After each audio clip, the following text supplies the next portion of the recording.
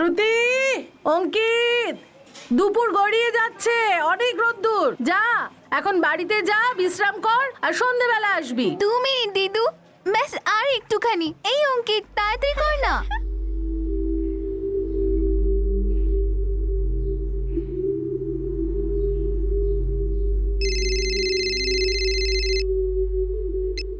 Hello, হ্যাঁ হ্যাঁ আমি রেডি আছি, এই তো পৌঁছে যাব। দিদি, আমার 3টে না 4টে পয়সা আছে। চুপ, 3টেই তোর। ওই 5টা তো আমার আগে থেকেই ছিল। আমি তো তোকে ওটা শুধু ধরার জন্য দিয়েছিলাম। ওটা তো আমার ছিল, ওটা আমি জিতেছিলাম। না না, আমি জিতেছিলাম। আমার আমার আমার আমার আমার আমার ওটা আমার আমার। দিদা দিদা দিদা দিদা দিদা দিদা দিদা দিদা দিদা দিদা। হে ভগবান, সবাইকে সুখী রেখো। আরে অর্পিতা, রবিবার দুপুরবেলা আবার চললি কোথায়? মা, কিছু কাজ আছে আমার, সন্ধে অবধি ফিরে যাব। বুঝলাম, কিন্তু কোথায় যাচ্ছি সেটুকু অন্তত বলবি তো। মা বলছি তো কাজ আছে, সন্ধ্যের আগে ফিরে আসবো, এত প্রশ্ন কেন? দিদা, মা পড়ে গেছে, অনেক রক্ত বেরোচ্ছে আর কথাও বলছে না। কি বলছিস রে বাবা? আরে কি হয়েছে, ভালো করে বল। মাসি, আমার মনে হয় মরে গেছে। হ্যাঁ?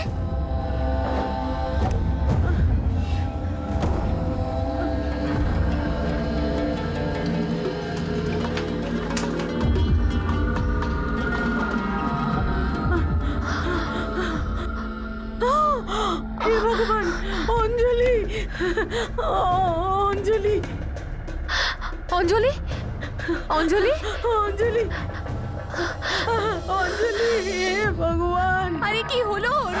আরে এরা এত চেঁচামেচি করছে কেন? অঞ্জলি, ওগো শোনো, এটা সরস্বতী কাকিমার অর্পিতার আওয়াজ না? কি হলো, কেন চেঁচাচ্ছে? এ অঞ্জলির আবার হঠাৎ করে কি হলো? শোনো না, আমি কি একবার যাব? না না, তুই এখানে দাঁড়া, আমি দেখছি। কি হলো ওর? অঞ্জলি তো আর নেই। আমি কিছুই তো বুঝতে পারছি না ওর কি হয়েছে। অঞ্জলি,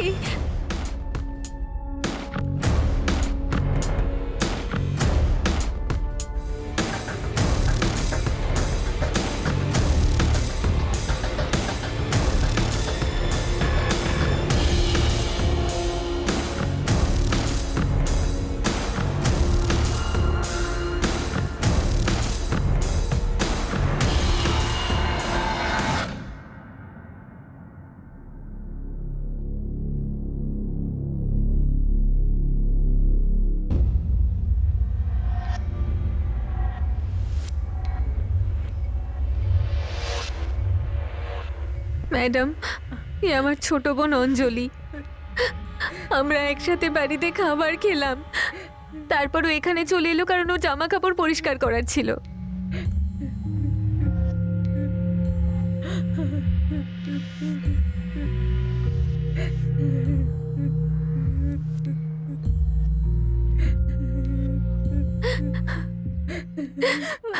ওরা অঞ্জলির ছেলে মেয়ে, শ্রুতি আর অঙ্কিত।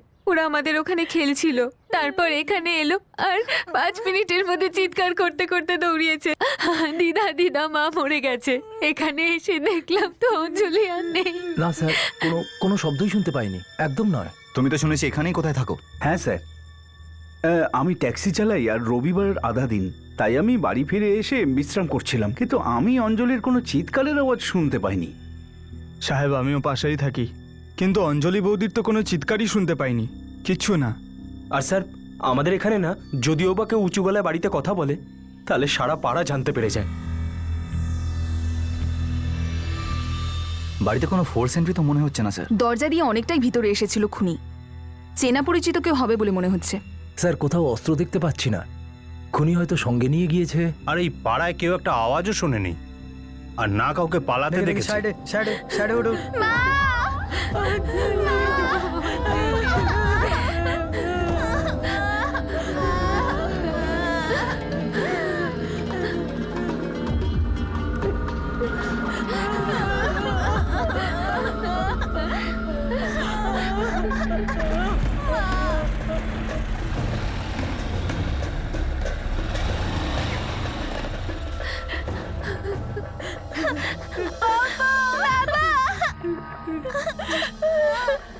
আরে তোমরা কেউ কিছু বলছো না কেন?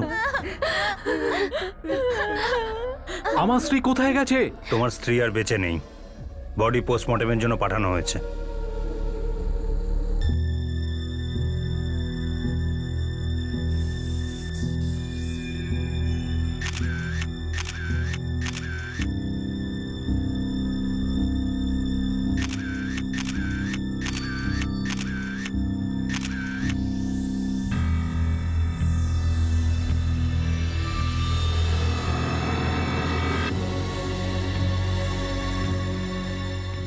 শোনো সুরেশ, তাড়াতাড়ি ফটোগ্রাফারকে ডাকো। এটা গুরুত্বপূর্ণ সূত্র হতে পারে ইনভেস্টিগেশনের জন্য।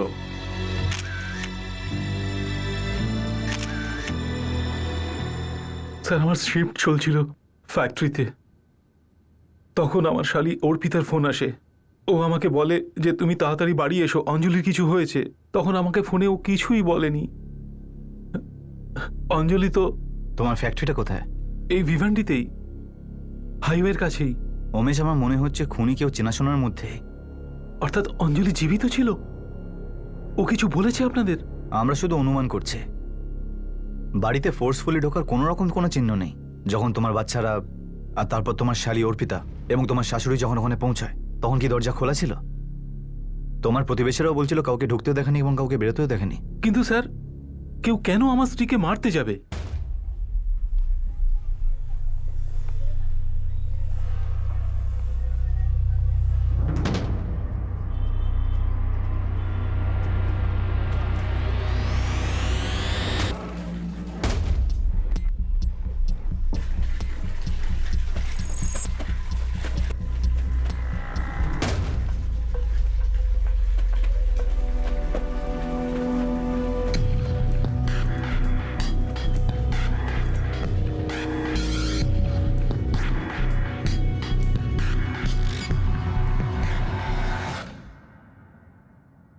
অঙ্কিত, শ্রুতি, তোমরা তোমাদের বাড়িতে কাউকে ঢুকতে বা বেরোতে দেখেছো? আচ্ছা, বাড়ির দরজা কি খোলা ছিল যখন তুমি দিদার বাড়ি থেকে এসেছিলে? আমার আমার আমার আচ্ছা, একটা কথা বলো। তুমি বাড়ির ভেতরে গেলে, তুমি দেখলে তোমার মা মেঝেতে পড়ে আছে আর আশেপাশে প্রচুর রক্ত। তুমি কাউকে জানলা দিয়ে বা দরজা দিয়ে কাউকে পালাতে দেখেছো? ওটা তোর ছিল না, ওটা আমার ছিল। আমারই ছিল। আরে না,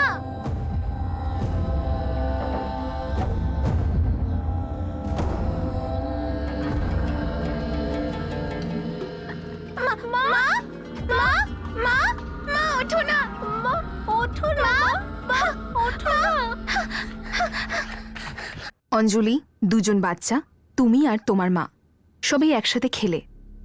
তারপর যখন অঞ্জলি নিজের বাড়ি গেল, তাহলে বাচ্চাদের কেন নিল না? ম্যাডাম, এটা রোজকার ব্যাপার। অঞ্জলি আর বাচ্চা দুটো দুবেলা আমাদের বাড়িতেই খেত। অঞ্জলি নিজের বাড়িতে চলে গেলেও বাচ্চা দুটো আমাদের এখানেই থাকতো। দিদার সাথে থাকতে ভালোবাসে। আর উমেশ, ও রাতে কোথায় খায়? আর ছুটির দিনে? উমেশও আমাদের বাড়িতেই খায়। স্যার, আমাকে একবার অঞ্জলিকে দেখতে দিন। উমেশ, এখনই নয়, পোস্টমর্টম চলছে এখনো, তারপরে। হ্যাঁ, কিন্তু আমার আর একটু সময় লাগবে। আমার হাতে কিছু সূত্র এসেছে যেটা এই মার্ডার কেসের ইনভেস্টিগেশনের ক্ষেত্রে গুরুত্বপূর্ণ সূত্র হতে পারে। কি পেয়েছো রমেশ? চুলের কয়েকটা টুকরো পেয়েছি, যেটা সম্ভবত কোনো পুরুষের। আমি অ্যানালিসিস করে আপনাকে তাড়াতাড়ি জানিয়ে দেব। গলাটা কাটা ছিল, দেখেছিলেন? কিন্তু হলো কি করে? অঞ্জলি চিৎকার করলো না কেন? আমার মনে হয় কেউ পেছন থেকে আঘাত করেছে, মুখটা বন্ধ করে। ওই সিনেমায় যেমন দেখায় না, ওরকম। কিন্তু কোনো লোক ভেতরে ঢুকে পড়বে কি করে? অঞ্জলি তাহলে কি ওর জন্য দরজা খুলেছিল? মনে হচ্ছে কোনো চেনা জানা লোকই হবে। ওই বেচারি বুঝতেও পারেনি হয়তো যে ওরকম কেউ কিছু করবে।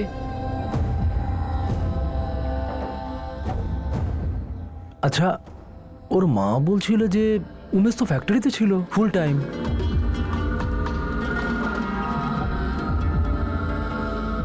না, কোনো রকম সেক্সুয়াল অ্যাসল্ট হয়নি। কোনো রকম চেষ্টা? ডিটেলস স্ক্যান করেছি, আমি তো কোনো রকম সেক্সুয়াল অ্যাসল্টের চিহ্ন পর্যন্ত পাইনি।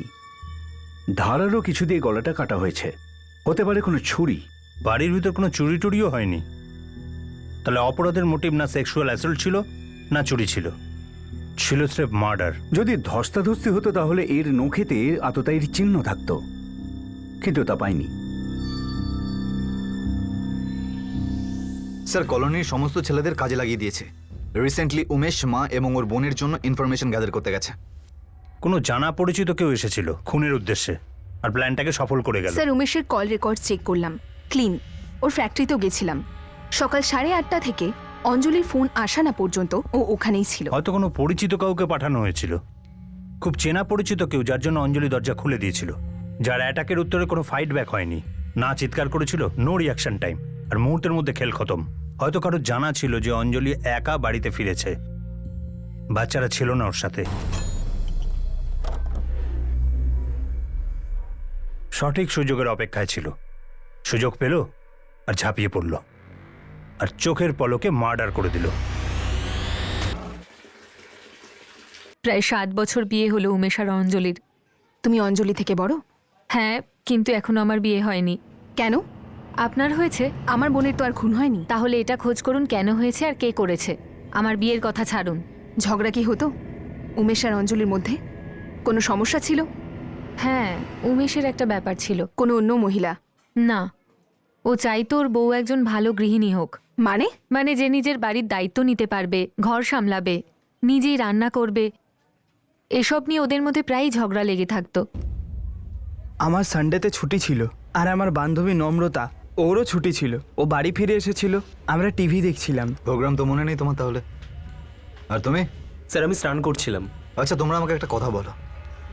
এই যে অঞ্জলির স্বামী, যার নাম উমেশ, এ কি মারতে পারে অঞ্জলিকে?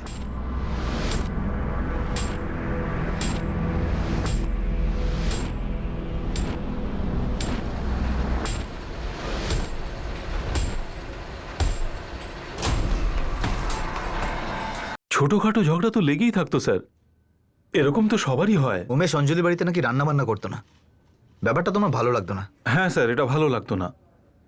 নিজের বাড়ি আছে, ইনকাম ভালো আছে, তাহলে ওখানে খাওয়ার কি দরকার আছে? না রে অঙ্কিত, কেন কাঁদছিস? দোলনায় দুলিসনি তো কি হয়েছে? আমি তোকে পরে দোলাবো, ঠিক আছে? কাঁদিস না। আর আমি তোকে চকলেটও দেবো।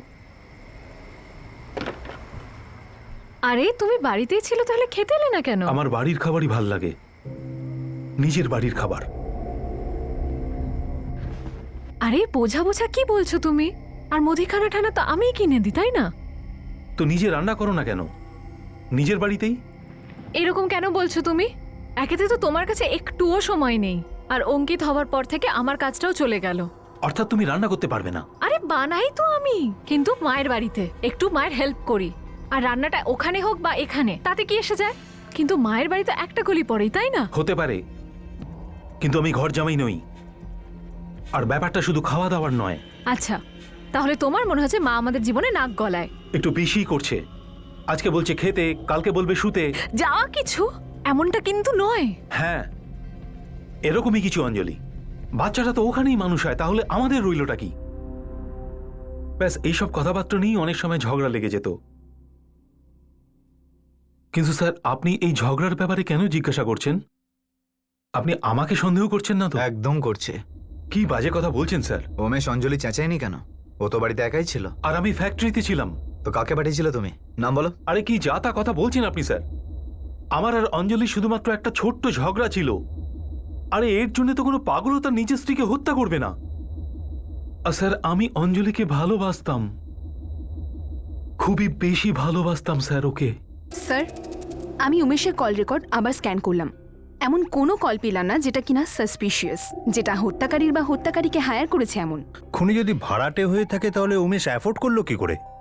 এসবে তো বেশ খরচ হয়। হতে পারে পাড়ার থেকেই কাউকে ডেকেছে এই কাণ্ড করার জন্য, বন্ধু হবে পাড়ার কেউ। কিন্তু স্যার, বাড়িতে রান্না না হওয়ার জন্য মার্ডার? খাবার না বানানোটা একটা অজুহাত হতে পারে। এই ঝগড়ার মূল কারণ অন্য।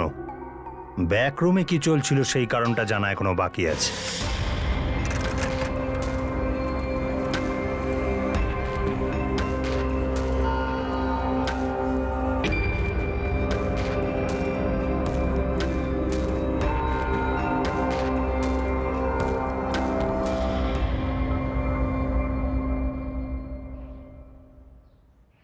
বাবা অঙ্কিত, খা, সময়টা আমাদের সবার কাছে খুব খারাপ। শ্রুতি, তুই আগে শুরু কর মা।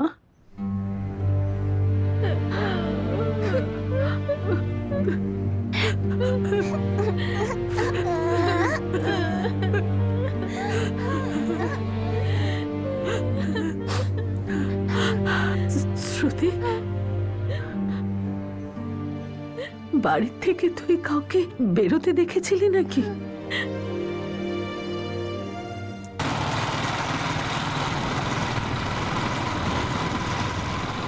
এটা এমন কেউ ছিল যার অনেক সাদা চুল আছে। ঘরে অনেকগুলো সাদা চুল পাওয়া গেছে। তুমি মেঝেতে পেয়েছো বডির পাশে? হ্যাঁ, যদিও ভিকটিমের হাতে কোনো স্ট্রাগলের চিহ্ন নেই, কিন্তু চুলগুলো পাওয়া গেছে ঘটনাস্থলেই। পুরুষ মানুষের সাদা চুল? হ্যাঁ, এটা খুনির হতে পারে। স্যার, অঞ্জলির বাড়ির পাশে যে লোকটা থাকে, যার সঙ্গে আমাদের কথা হয়েছিল, তুমি তো এখানেই পাশে কোথায় থাকো শুনেছি, তাই না? আমি ট্যাক্সি চালাই আর রবিবার শুধু আধা দিন।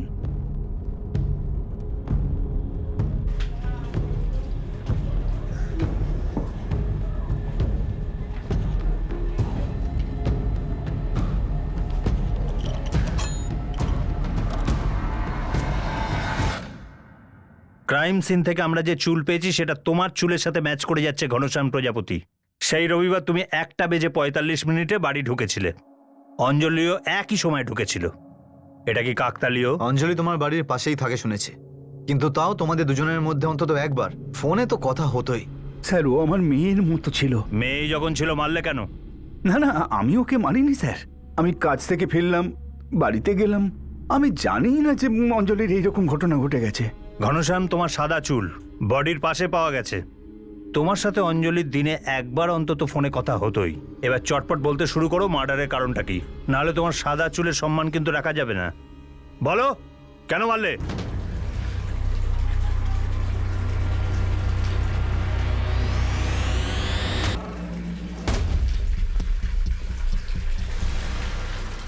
কিছু চলছিল তোমাদের মধ্যে, নাকি তুমি এমন কিছু করতে চাইছিলে যা করতেও রাজি ছিল না?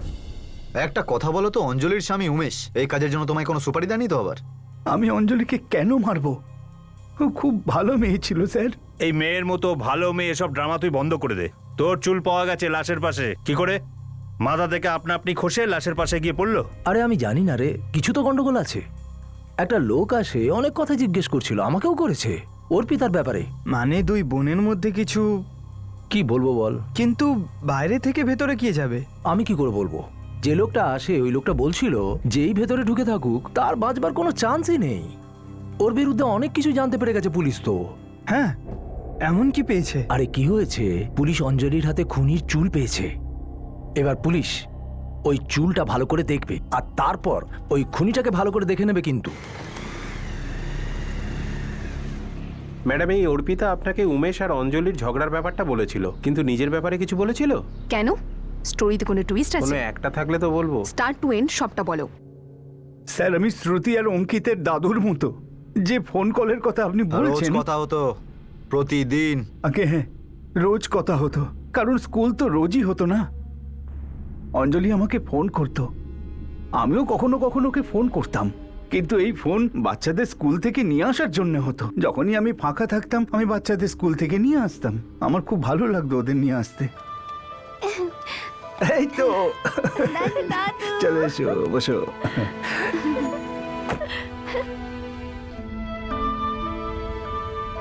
চল মেনে নিলাম যে ফোন কলটা বাচ্চাদের নিয়ে হতো, কিন্তু চুলটা কিভাবে লাশের পাশে গিয়ে পড়লো? কেউ ষড়যন্ত্র করেছিল তোর বিরুদ্ধে? কোনো নাপিত নাকি যে তোর চুল কেটে লাশের পাশে ফেলে এসেছিল? তুমি অঞ্জলির বাড়িতেও যেতে শুনেছি, বিশেষ করে সেই সময় যখন ওর স্বামী নাকি বাড়িতেই থাকতো না। কি নোংরা কথা বলছেন আপনি আমার নামে? আমি আপনাদের বারবার বলছি যে অঞ্জলি ছিল আমার মেয়ের মতো। চুপ কর। মেয়ের মতো, নাতি নাতনির মতো এসব কথা তোর পকেটে রাখ। সোজাসুজি বল, তুই যেতিস কেন অঞ্জলি ঘরে? হ্যাঁ হ্যাঁ, যেতাম তো, মোটামুটি প্রতিদিন সন্ধ্যাবেলা যেতাম। কিসের জন্য যেতিস? এমনি টিভি দেখতে যেতাম। আমি তো খবর শুনতে খুব ভালোবাসি, কিন্তু আমার ঘরে কোনো টিভি নেই। ব্যাগ পাওয়া গেছে, বলাই বাহুল্য ঘটনাস্থলে একেবারে চাঞ্চল্যকর অবস্থা। এখন দেখার বিষয় এটাই। আমি বুড়ো হয়েছি, চুল ঝরে পড়ছে, টিভি দেখতে গিয়ে হয়তো ঝরে পড়েছে। তোর সব মিথ্যারও ধরা পড়ে যাওয়ার টাইম হয়ে গেছে ঘনশ্যাম। এটা তোর লাস্ট ওয়ার্নিং। সত্যি কথা বল, কেন মারলি অঞ্জলিকে? নিজের কোনো ঝামেলার জন্য? না উমেশ তোকে সুপারি দিয়েছিল? স্যার, ছোট মুখে বড় কথা বলছি, কিন্তু বলতে বাধ্য হচ্ছি যে আপনারা আন্দাজে কোনো সাক্ষ্য প্রমাণ ছাড়াই আমার দিকে আঙুল তুলছেন।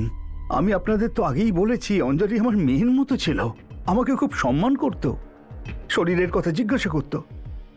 আর বাচ্চাদের স্কুল থেকে আনা, এটা আমার কাছে ছিল খুব আনন্দের কাজ। আমার এই ঘনশ্যামের কথা সত্যি মনে হচ্ছে, কিন্তু ক্রিমিনালস খুব উঁচু দরের অভিনেতা হতে পারে। অনিতা, তুমি একটা কাজ করো, বাচ্চাদের সাথে কথা বলো আর এই ঘনশ্যামের স্টেটমেন্ট ক্রস চেক করো। হ্যাঁ স্যার, আরেকটা কথা স্যার, অর্পিতার ব্যাপারে কিছু হাতে পাওয়া গেছে, কাজে আসতে পারে। দুই বোনের মধ্যে ঝগড়া? তাই তো মনে হচ্ছে। চন্দন নামর, চন্দন কামলে। অর্পিতা, আমরা চন্দন কামলেকে ধরতে চলেছি। কি? হ্যাঁ, তাই ওর থেকে জানবো নাকি তুমিই বলবে যে কি লুকোচ্ছ? আপনি আমার পার্সোনাল ব্যাপারে কেন জিজ্ঞেস করছেন? হ্যাঁ, এখানে আমার বোন খুন হয়েছে আর আর আপনি চন্দনকে টেনে আনছেন। চন্দনের কানেকশন বার করছি না, বেরিয়ে এসেছে তোমার আর অঞ্জলির এই ফোন রেকর্ডস। ইদানিং চন্দন তোমার আর অঞ্জলির সঙ্গে কথা বলতো, আর অতীতে অনেক কাছাকাছি ছিল তোমরা। তাহলে বলো কি ব্যাপার? হ্যাঁ, মানে হ্যাঁ, আমি জানি অঞ্জলি শানের মার্ডার হয়েছে। আমি ওকে পার্সোনালি চিনতাম। চলো, অন্তত তুমি এইটা তো বললে না যে কোন অঞ্জলি। আমি তো কোনো অঞ্জলিকেই চিনি না। কিন্তু আমি এরকম কেন বলবো স্যার? অর্পিতাকে চিনতে? ওকে তো একটু বেশি ভালো চেনো মনে হয়। স্যার, আপনি পুলিশ, আপনার প্রশ্নের উত্তর তো আমি দেবই, কিন্তু কি কেন সেসব তো বলুন। আপনি বলুন যে আপনি কি জানতে চান, আগে সেটা তো বলুন। আপাতত তোমার থেকে আমরা এটাই জানতে চাই যে তুমি একদম দেরি না করে এক্ষুনি ক্রাইম ব্রাঞ্চ অফিসে হাজিরা দিতে আসো।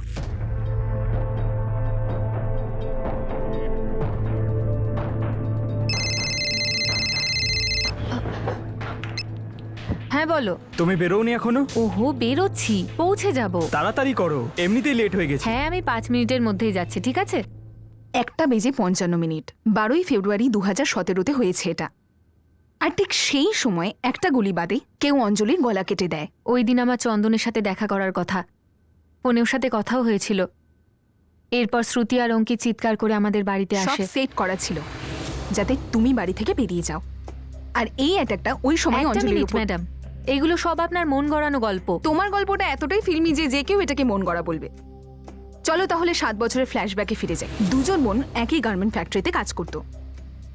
একজন ভালো অঞ্জলি, আরেকজন খারাপ অর্পিতা। খারাপ অর্পিতার অ্যাফেয়ার হয় চন্দন কামলের সঙ্গে, আর ভালো অঞ্জলি সোজা গিয়ে মা সরস্বতীকে সবটা বলে দেয়। ম্যাডাম, জাতপাতের সমস্যা ছিল চন্দন আর অর্পিতার মধ্যে, আর এই অঞ্জলি বাড়িতে আগুন লাগিয়েছিল। তখন থেকে অঞ্জলি আর অর্পিতার মধ্যে রাগারাগি চলছিল, কিন্তু রাগারাগি করে করবেই বাকি, একসঙ্গে বাড়িতেও থাকতে হতো, কাজের জায়গাতেও।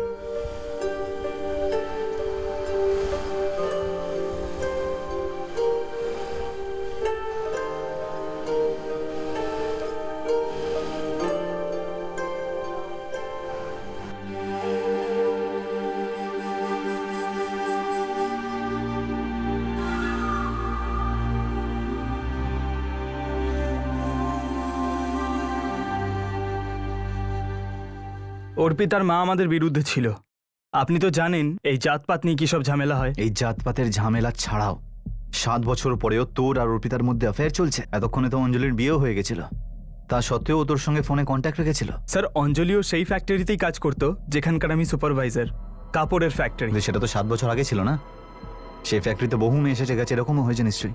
তা মানে সবার সঙ্গে ফোনে টাচে আছিস তুই? হ্যাঁ, কারণ অঞ্জলি সব মাকে বলে দেয়, তাই আমি চন্দনের ব্যাপারে মাকে কিছু বলার সুযোগই পাইনি। খুব দুঃখ হয়েছে হয়তো, রাগও হয়েছে নিশ্চয়ই অঞ্জলির উপর। যতটা রাগ ছিল 7 বছরে ফুরিয়ে গেছে। ও আমার বোন ছিল, ভুল করে ফেলেছিল, বিয়েও হয়ে গিয়েছে ওর।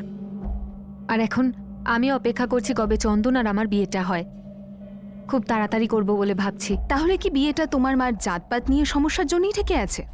হ্যাঁ। তাহলে এটা নয় তো যে তোমার আর চন্দনের মাঝে তোমার মা নয়, নিজে অঞ্জলি ছিল পথের কাঁটা? কি সব বাজে বাজে বকছেন আপনি? অঞ্জলি আর চন্দনের মধ্যে কি ছিল অর্পিতা? স্যার, অঞ্জলির প্রথম বাচ্চা হওয়ার পরেও আমার কাছে এসেছিল কাজের জন্য।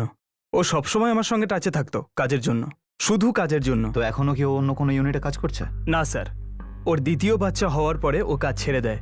কিন্তু সেই বাচ্চাটা 5 বছরের হয়ে গেল। কিন্তু তোর আর অঞ্জলির সঙ্গে কথা হয়েছিল 15 দিন আগে।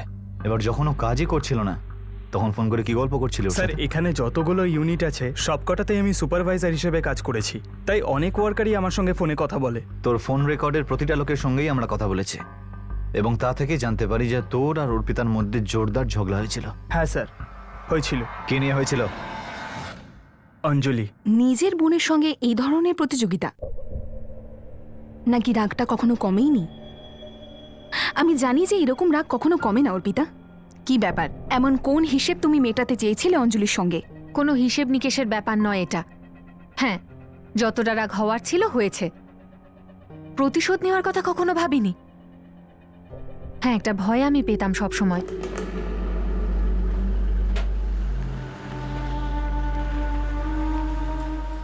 অঞ্জলিকে আবার চাকরি দেওয়ার কি দরকার ছিল চন্দন? এসব কি বলছো তুমি অর্পিতা?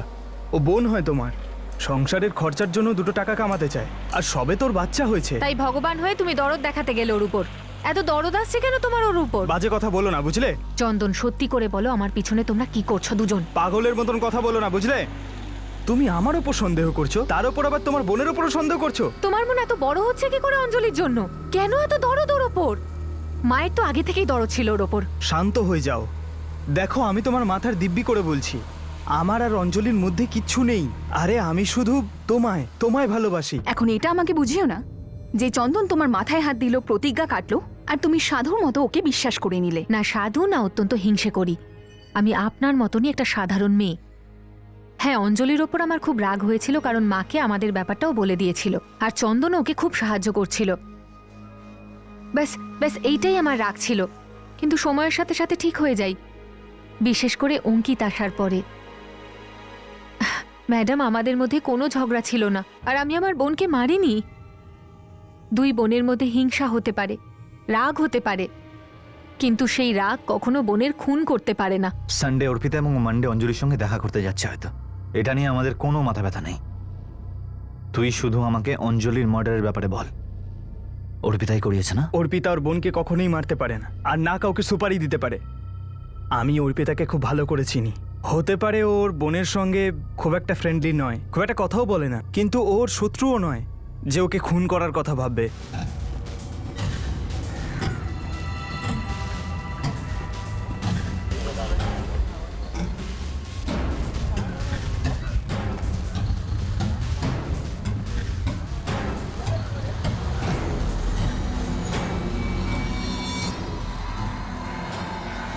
চব্বিশ ঘন্টা আমাদের রাডারের মধ্যে চাই। এটা অসম্ভব যে একটাও ভুল করবে না। যদি একটা ক্লু পাই, তাহলে পুরো কেসটা আমাদের হাতে এসে যাবে।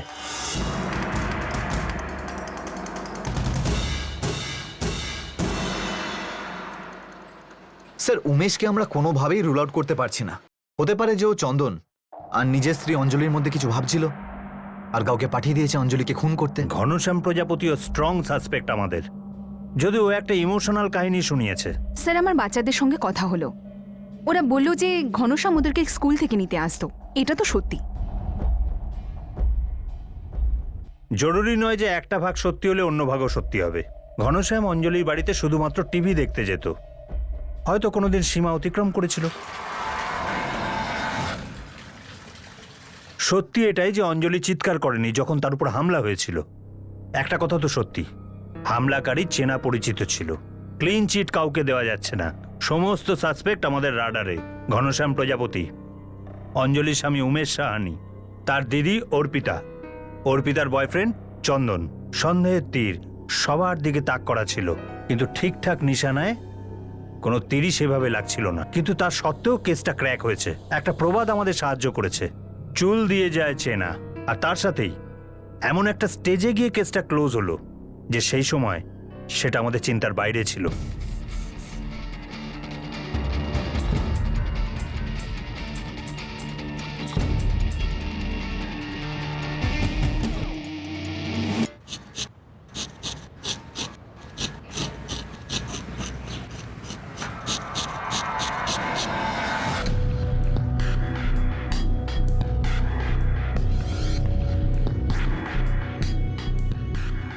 স্যার, 4 দিন আগে গুজব রটেছিল যে আপনারা অঞ্জলির হাতে খুনির চুল পেয়েছেন। হ্যাঁ, তো স্যার সেই খবরটাই সারা শম্ভুনগরে আগুনের মতো ছড়িয়ে পড়েছে। যে আর তো খুনির বাঁচার কোনো চান্সই নেই। সেবা আসল কথা বল। আজই আমি খবর পেলাম গত 4 দিন ধরে একটা ছেলে হঠাৎই মাথা ন্যাড়া করে ঘুরে বেড়াচ্ছে। কে সেই ছেলেটা?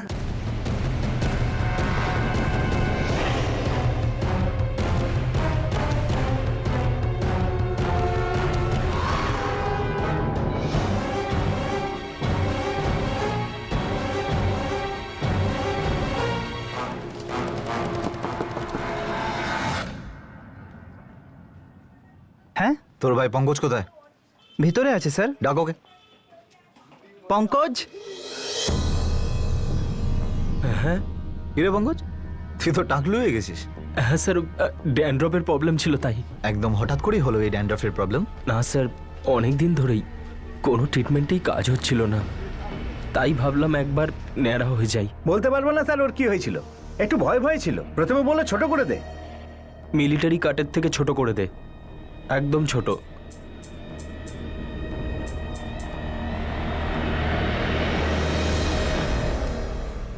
ঠিক আছে না, আরো ছোট করবো?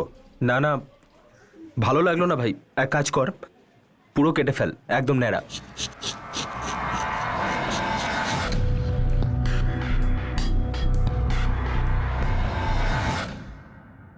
ড্যান্ড্রাফ অনেক বেড়ে গেছিল, তাই ন্যাড়া করা ছাড়া আর কোনো উপায় ছিল না। তুই স্নান করছিলিস না? কি কি স্যার? আরে সানডে দুপুরে যখন তোদের পাড়ায় খুন হলো অঞ্জলির, তুই বললি না যে তুই চান করছিলি, ভুলে গেলি? না না স্যার, ভুলিনি। আমি স্নানই করছিলাম। ম্যাডাম, আমরা এইমাত্র কোলাপুর থেকে এলাম, আর এসেই অঞ্জলির কথাটা শুনি। আপনার বড় ছেলে দীনেশ বলছিল যে আপনার ছোট ছেলে পঙ্কজ আপনার সঙ্গে আছে, আপনার মেয়ে আর জামাইয়ের সঙ্গে চেম্বুরে থাকে। হ্যাঁ, ঠিক কথা। তাহলে 12ই ফেব্রুয়ারি পঙ্কজ এখানে কেন এসেছিল, যেদিন অঞ্জলি মারা গেল? এমনি দেখা করতে। তাহলে আলাদা কেন থাকে? অঞ্জলির ব্যাপারে শুনে আমরা চমকে গিয়েছি। কিন্তু এটা আমার প্রশ্নের উত্তর নয়। 12ই ফেব্রুয়ারি পঙ্কজ এখানে কেন এসেছিল, আর ও আপনাদের সঙ্গে কেন থাকে না? তোর দিদির সাথে কথা হয়েছে? ও তো বলছিল সেই রবিবার তুই স্নান করে সকাল সকাল বেরিয়ে গেছিলি তুই নিজের বাবা মার কাছে, এখানে এসে আবার স্নান করলি। তোর কি প্রচন্ড গরম লাগছিল, না গায়ে খুব ময়লা হয়ে গেছিল, নাকি দুটোই? একটাও নয় স্যার, আসলে ওই ড্যান্ড্রফের জন্য খুব অসুবিধা হচ্ছিল, এই জন্য শ্যাম্পু লাগিয়ে আবার স্নান করলাম। কিন্তু এখানে তো শ্যাম্পুর মতো কোনো বস্তুই পাওয়া যায় না, আর জল তো চাইলেও কেউ দেয় না এক ফোঁটা। এবার জমিয়ে ধুতে হবে একটু, ব্যাস, আর কিছুক্ষণের মধ্যে শুরু হবে। পঙ্কজ, তুই কি জানিস আমাদের দেশের আইনে না একটা বিশেষ ধারা আছে, আইপিসি 201, প্রমাণ লোপাটের চেষ্টা। যখন তুই জানতে পারলি অঞ্জলির লাশের পাশে কিছু সাদা চুল পাওয়া গেছে, তখন তোর ফেটে গেল। কেন ফাটলো? কেন তুই নিজে খুনি, আর ভয়ের চোটে তুই মাথা কামিয়ে ফেললি। আরে ভাই, তুই তো আমাদের সারা প্রমাণই লোপাট করে দিলি। এই খুনি, ওর আর অঞ্জলির মধ্যে কিছু একটা সমস্যা ছিল। এখন ওই দিন ও অঞ্জলিকে মারতে এসেছিল নাকি কোনো অন্য উদ্দেশ্যে, সেটা তো ও নিজেই বলবে। ওর স্বভাবের কারণে আমি ওকে আমার বড় মেয়ে আর জামাইয়ের কাছে পাঠিয়ে দিই চেম্বুর।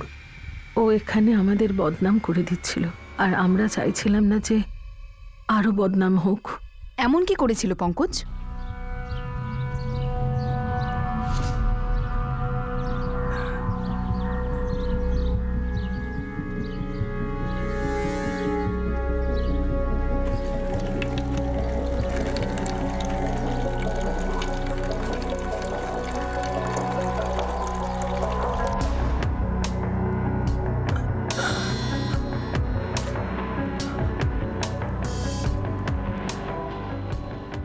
এটা ভেতরে রেখে দাও।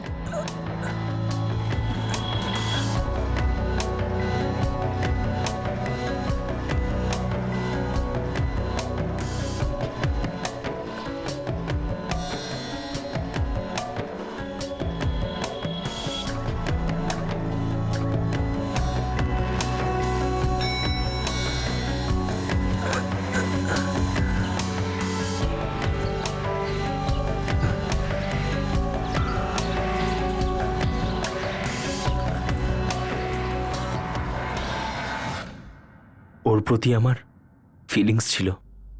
কামনা, কামনা বলে ওইসব ফিলিংসকে।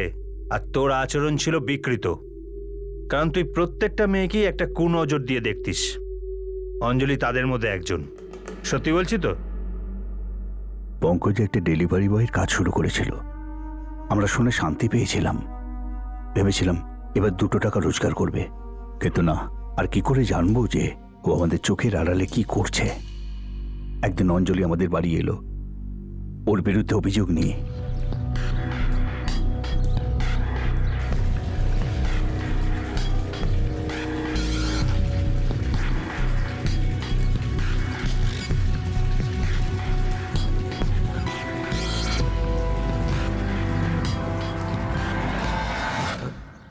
শালা, তাই আমি ভাবি আমি রোজ কাঁচটা বন্ধ করি আর কাঁচটা খোলে কে? বৌদি, আমি আসলে ওই আই চুপ কর। বৌদি বলছিস আর এসব কাজ করিস? আগুন জ্বলে যায় মনের ভেতর তোমাকে দেখলে। তোমারও জ্বলে তো আগুন? জ্বলে না? জানোয়ার, এইরকম নোংরামো করে বেড়াস তুই? হ্যাঁ, শয়তান! দেখো মা অঞ্জলি, এই শয়তানটার পক্ষ থেকে আমি ক্ষমা চাইছি। ক্ষমা করে দাও মা। কুশলা কাকিমা, আপনি কেন লজ্জা পাচ্ছেন? এ সারা জীবন এরকমই থাকবে। যখন আমি অঙ্কিতকে কোলে নিয়ে ওকে খাওয়ানোর জন্য বা ঘুম পাড়ানোর জন্য, তখন ওকে খেলানোর বাহানায় আমার কোল থেকেও নেয়। তারপর ও হাতটা কোথায় কোথায় যায় ও ভাবে যে আমি কিচ্ছু বুঝতে পারি না।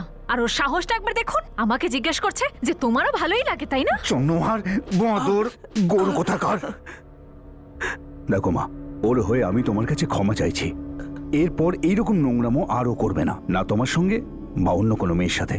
এই চত্বরে এরপর থেকে তুমি আর ওকে দেখতেই পাবে না। আমি আপনাদের দুজনকে যথেষ্ট সম্মান করি, এই কারণে আমি একে ছেড়ে দিলাম। না তো উমেশকে যদি বলতাম না তাহলে রীতিমতো মারামারি লেগে যেত। আর যদি পুলিশ স্টেশন যেতাম তো সোজা ওকে ভেতরে ঢুকিয়ে দিত। আমি আপনাদের দুজনের যথেষ্ট কথা রাখলাম, কিন্তু এখন আর না। আমাকে ক্ষমা করবেন। তখনই আমি ওকে চেম্বুরে পাঠিয়ে দিই আমার বড় মেয়ে আর জামাইয়ের কাছে। দিনেশ, তুমি কি জানতে এসব? জানতাম, কিন্তু ওই দিন অঞ্জলি বৌদিকে খুন করতে এসেছে সেটা তো আমি স্বপ্নেও ভাবতে পারি না। না না স্যার, স্যার আমি ওই দিন ওর মার্ডার করার জন্য চেম্বুর থেকে ফিরিনি স্যার। আমি তো ওর সাথে দেখা করতে চাইছিলাম। আমার মনে হতো ও আমাকে পছন্দ করে, সেক্স করতে চায়, শুধু বলতে চায় না। ওই দিন আমি দেখলাম ওর বাড়ির দরজাটা খোলা ছিল। ব্যাস, একদম হঠাৎ করে মাথাটা ঘুরে গেল।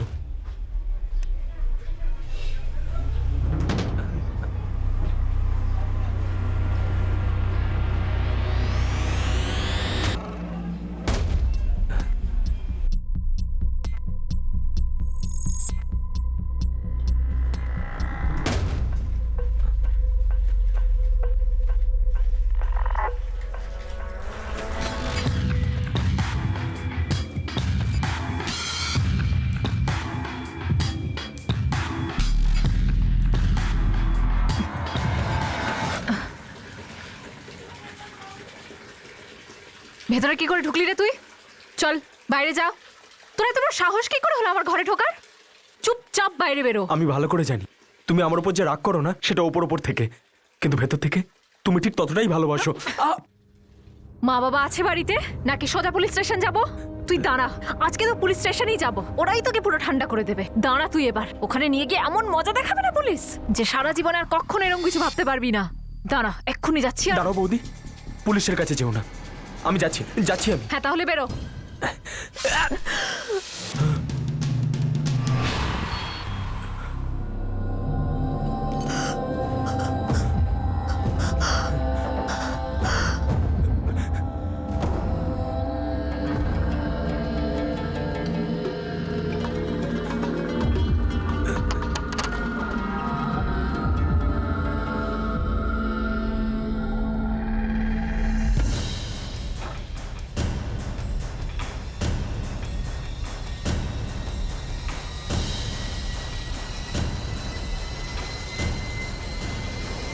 স্যার,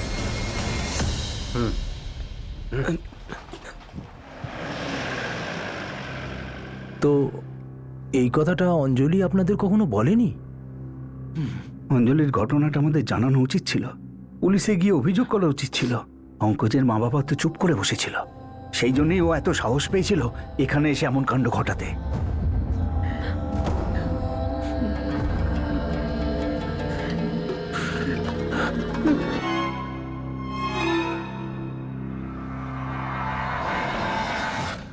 তাহলে এই সাদা চুলটা ঘন শ্যামেরই ছিল, যেটা টিভি দেখতে গিয়ে অঞ্জলির ঘরেই পড়ে গিয়েছিল। শুধুই কি এটা কাকতালীয়? পসিবিলিটি তো সেটাই। কাকতালীয়ভাবে ওর কিছু পাকা চুল পড়ে যাওয়াতে আসল দোষীর চেহারাটা সবার সামনে নিয়ে এলো, না হলে বেশ মুশকিল হতো কেসটাকে সলভ করতে। হয়তো অসম্ভবই হতো, কেননা অঞ্জলি শুধুমাত্র পঙ্কজের মা বাবাকে তার আগের অপরাধ সম্বন্ধে নালিশ করেছিল, আর মা বাবার পক্ষে নিজের সন্তানের বিরুদ্ধে পুলিশকে রিপোর্ট করা প্রায় অসম্ভবই বলা যায়। ওই নালিশটাই একটা মজবুত সংকেত ছিল পঙ্কজের মা বাবার জন্য। তক্ষুনি যদি পঙ্কজের কাউন্সেলিং করা যেত বা আমাদের কাছে আসতো, তাহলে আজ হয়তো অঞ্জলি বেঁচে থাকতো। কোনো অপরাধ বা অপরাধীকে আড়াল করলে সেই লোকসানের নিশ্চয়ই পূরণ হয় না। যখনই কোনো কাছের লোকের আচরণ একটা অ্যাবনর্মালিটির দিকে যেতে থাকে, নিঃসংকোচে কোনো সময় নষ্ট না করে সেই ব্যক্তির চিকিৎসা অত্যন্ত জরুরি। একজন বিকৃত মনস্ককে অপরাধ জন্ম দেওয়ার সুযোগ দেওয়া উচিত নয়। অপরাধ সেই প্রলয় যা ডোবানোর সময় আপন আর পরের মধ্যে কোনো ভেদ করে না। For more updates, subscribe to our channel, click the show links and enjoy watching the videos.